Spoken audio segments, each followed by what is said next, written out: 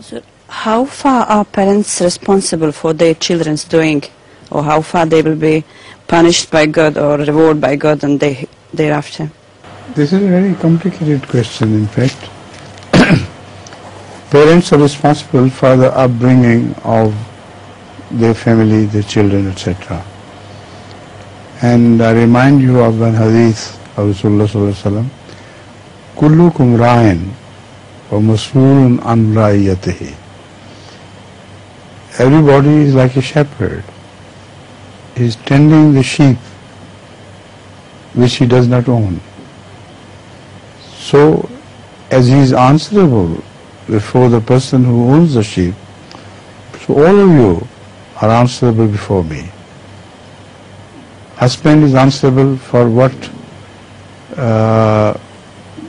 model he becomes for his wife, for his children, etc.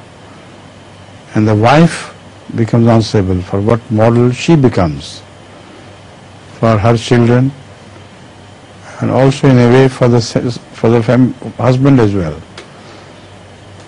Everyone will be answerable before God regarding his conduct or her conduct. So this I think solves your question, or was it slightly different than what I have understood? Huh? Yeah, definitely. I would like to know about children.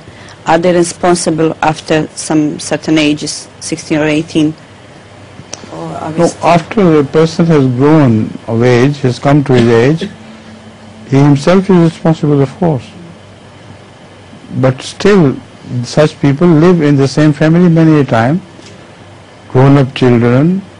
Even I know people who have reached 30 years of age are still students. They live with their family, and they respond to the atmosphere created by their parents.